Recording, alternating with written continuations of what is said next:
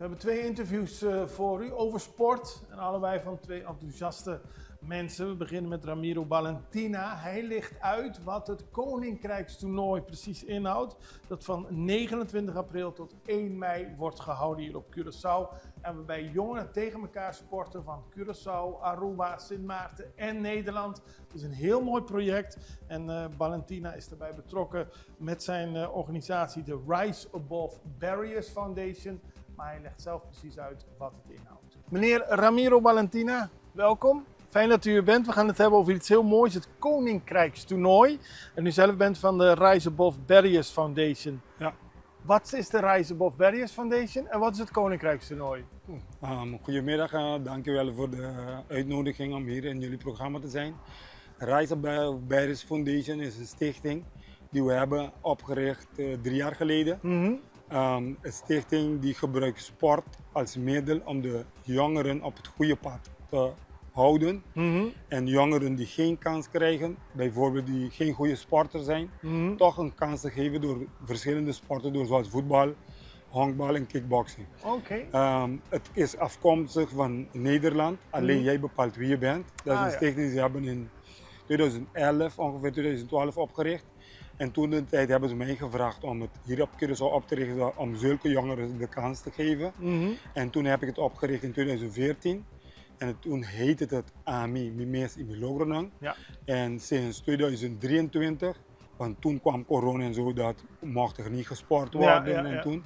En toen is het eventjes gestopt. En in 2023 heb ik mijn eigen stichting opgericht, wat staat voor Rise Above Barriers Foundation.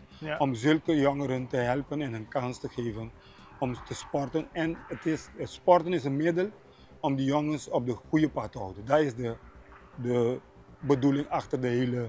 En daar is sport natuurlijk prachtig voor. Ja, heel prachtig. Je leert de discipline, je leert te samenwerken en je leert dat het ook goed is om gezond te leven.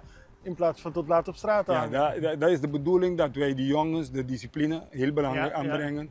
Dat in groepsverband dingen te doen en het zelfvertrouwen. Want heel veel van die jongens, doordat ze geen kans krijgen, bijvoorbeeld als ze een schoolteam maken, dan wordt deze jongen niet goed. Want alleen de beste jongens uitgekozen voor alles. En deze jongens krijgen de kans niet om mee te doen, bijvoorbeeld een schoolteam. En bij ons kunnen ze ook, of mogen ze meedoen. En dan leren we dat bijvoorbeeld de honkbal, de voetbal, de kickboxing, maakt niet uit, vanaf basis. En het is niet belangrijk dat je het goed kan doen of je het wel beter kan doen, maar het is dat je mee mag doen aan dit soort sporten. Hoe oud zijn de jongens? Het is tussen 12 en 16, 17 jaar. En hoeveel doen er ongeveer mee?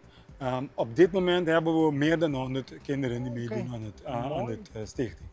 En dan komt er tussen 29 april en 1 mei een Koninkrijkstoernooi. Dat vind ik heel mooi, want er komen jongeren uit Curaçao, Aruba, Bonaire, Sint Maarten en Nederland samen hier op Curaçao. Ja, ik werd vorig jaar benaderd door Alleen Jij Bepaalt Wie Je Bent en Stichting Laureus. Om dat Koninkrijkstoernooi hier te gaan organiseren in Curaçao. Met dit sport, voetbal en honkbal. En voor ons van Rise Above Barriers is het een grote eer om dat te mogen organiseren hier op Curaçao met dit soort jongeren. Jongeren die komen uit, zoals je net zei, Aruba, Bonaire, Sint Maarten, Nederland en Curaçao. En dan gaan ze tegen elkaar 3 dagen lang. Het gaat niet, voor mij, ik zeg het altijd, het gaat niet om het winnen.